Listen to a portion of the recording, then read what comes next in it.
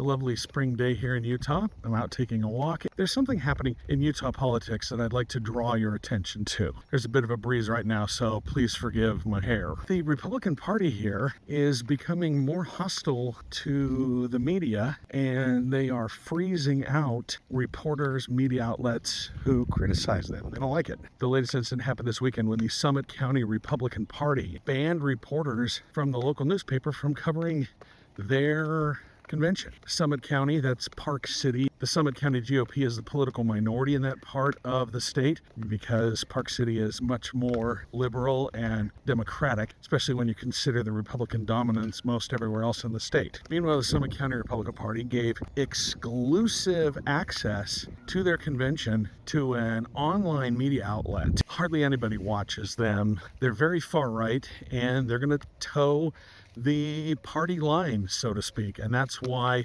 they were allowed access to this event. And just to give you an idea of what this outlet is like, I said hardly anybody watches them. I'm probably one of the few people who does watch them to pay attention to what they're doing. One of their shows is called Liberty Moms, and it's hosted by a woman who is part of the ultra-conservative Utah Eagle Forum. They have another show hosted by a Republican candidate here in Utah for state senate, and he is an election denier and very far right. Basically, this outlet is a bunch of crackpots, and that's who the Summit County GOP decided should get exclusive access to their convention. There was some similar stuff that happened this week as well in Colorado. A reporter was moved from the Colorado State Republican Party convention because the party chair felt that the reporter's coverage was too negative. Last year, the Utah Republican Party State Central Committee, which is the governing body for the party,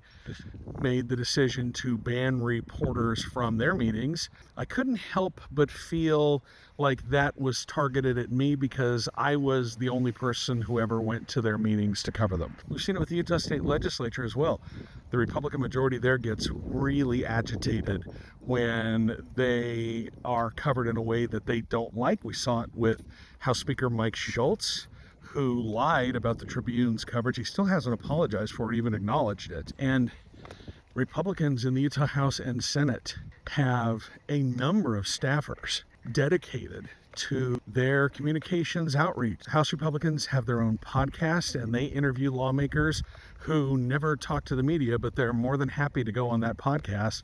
Why? Because they know they're not going to get any difficult questions. It's to control the message and to insulate themselves from any sort of criticism. And there are far too many media outlets in general who are willing to play ball with politicians who want to restrict access, who want to decide who can cover their events and not, so that they won't jeopardize their access to those politicians. I understand that impulse. That's not the way that I work.